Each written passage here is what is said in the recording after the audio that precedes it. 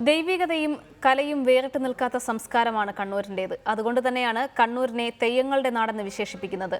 മുഖത്ത് ചായങ്ങളണിഞ്ഞ ആരാധനാമൂർത്തികളുടെ നാട്ടിലേക്ക് എത്തുന്ന കലാപ്രതിഭകളിൽ ഏറെയും ആദ്യമെത്തുക പറശ്ശിനിക്കടവ് ക്ഷേത്രത്തിലേക്കാണ്. ഭക്തിയും കലയും താളവും ഇടകലർന്ന പറശ്ശിനിക്കടവിലേക്ക്.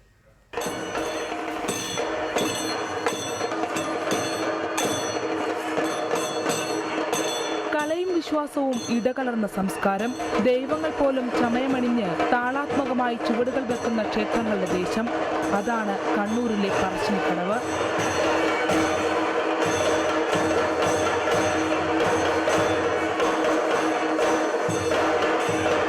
പുലർച്ചെ പറശ്ശിനിക്കടവ് ക്ഷേത്രത്തിൽ നിന്ന് ആരാധനാമൂർത്തിയെ നെഞ്ചിലാവാഹിച്ച് തിരുവപ്പനയും വെള്ളാട്ടവും ഇറങ്ങുമ്പോൾ നാടിനത് ഭക്തിയുടെ മൂർത്തിഭാവങ്ങൾ.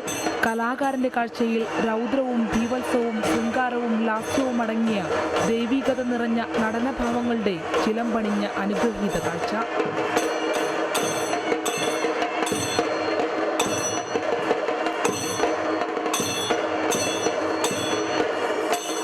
കലയുടെ ഊരിലേക്ക് വിരുന്നുകാരായെത്തിയ പ്രതിഭകൾ കലാകാരന്മാരായ ദൈവങ്ങളുടെ അനുഗ്രഹം തേടാനെത്തി. മുത്തപ്പൻ മനം നിറഞ്ഞ് അനുഗ്രഹിച്ചു.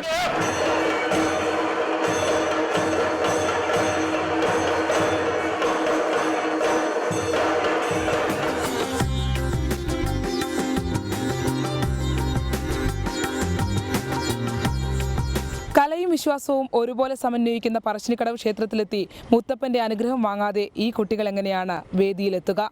ക്യാമറമാൻ പ്രവീൺ ധർമ്മശാലയ്ക്കൊപ്പം പറശ്ശിനിക്കടവ് ക്ഷേത്രത്തിൽ നിന്നും ശരണ്യ സ്നേഹജൻ, ടീം റിപ്പോർട്ടർ.